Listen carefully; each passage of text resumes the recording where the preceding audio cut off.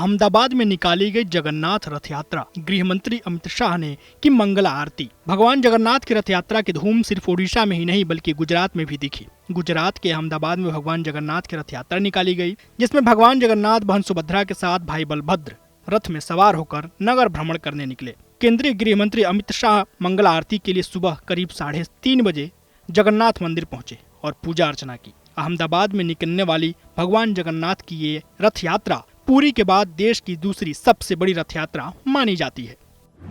नेपाल में भी हुआ फिल्म आदिपुरुष का विरोध। फिल्म के प्रोड्यूसर ने मांगी माफी। फिल्म आदिपुरुष को लेकर विवाद सुर्खियों में है। इस पर नेपाल ने भी आपत्ति उठाई थी। फिल्म के डायलॉग्स के साथ ही नेपाल ने इस बात पर भी एतराज जताया कि फिल्म आदिपुरुष में सीता जी को भारत में जन्मा बताया गया है, जबकि सीता जी नेपाल में जन्मी है। ऐसे में नेपाल की राजधानी काठमांडू में हिंदी फिल्मों के प्रदर्शन पर रविवार से रोक लगा दी गई थी। इसी बीच फिल्म आदिपुरुष के प्रोड्यूसर ने काठमांडू मेट्रोपॉलिटन सिटी के मेयर बालेन शाह और नेपाल के फिल्म डेवलपमेंट बोर्ड को माफी मांगते हुए एक पत्र लिखा है।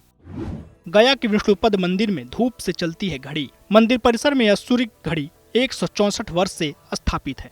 बिहार के गया के विष्णुपद मंदिर परिसर में लगभग 164 वर्ष पहले स्थापित की गई धूप घड़ी आज भी सही समय बताने के साथ साथ लोगों को आकर्षित कर रही है। बताया जाता है कि विष्णुपद मंदिर परिसर में इस धूप घड़ी को 164 वर्ष पूर्व पंडित छोटेलाल भैया के द्वारा स्थापित किया गया था। तब से यह घड़ी लोगों को सही समय बताती है। उन दिनों भगवान विष्णु को धूप घड़ी से समय देखकर भोग लगाया जाता था। यह अद्भुत घड़ी बिना बैटरी व कांटे के ही समय बताने का काम कर रही है।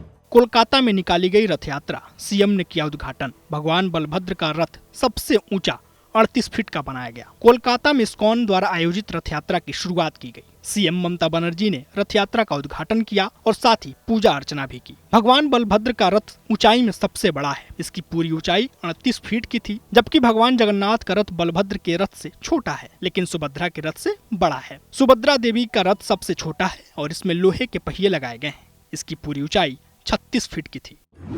जगन्नाथ रथ यात्रा की विदेश में भी धूम। रूस के साइबेरिया प्रांत में श्रद्धालु बर्फों के बीच भक्ति में डूबे। भगवान जगन्नाथ की भक्ति सिर्फ भारत में ही नहीं बल्कि विदेशों में भी दिखाई दे रही है। रूस के साइबेरिया प्रांत में श्रद्धालु बर्फों के बीच भक्ति में डूबे दिखाई दिए। इसका फोटो कई सोशल मीडिया प्लेटफॉर्म पर वायरल हो रहा है। ग्रेटर नोएडा में होने वाली है धीरेन्द्र कृष्ण शास्त्री की कथा। 10 जुलाई से 16 जुलाई तक चलेगी कथा।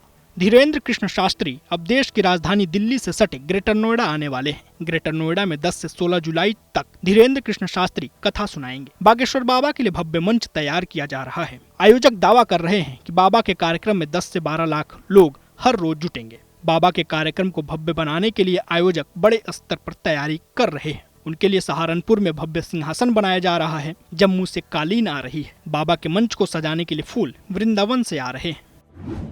4 जुलाई से शुरू हो रही है कांवड़ यात्रा। इस साल 2 महीने का होगा सावन। इस साल कांवड़ यात्रा की शुरुआत 4 जुलाई से हो रही है और 31 अगस्त तक चलेगी। इस बार सावन 2 महीने तक चलेगा। ऐसे में इस साल कांवड़ियों को भी शिव भक्ति के लिए ज्यादा समय मिल जाएगा। सावन का महीना भगवान भोलेनाथ को बेहद प्रिय होता है।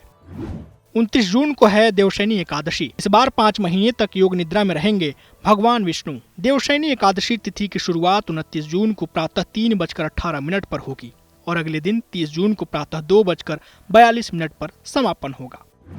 4 जुलाई से शुरू होगा सावन मास। सावन में भगवान शिव की उपासना से पूरी होती है हर मनोकामना। देवों के देव महादेव को समर्पित सावन महीना इस बार 59 दिनों का होगा।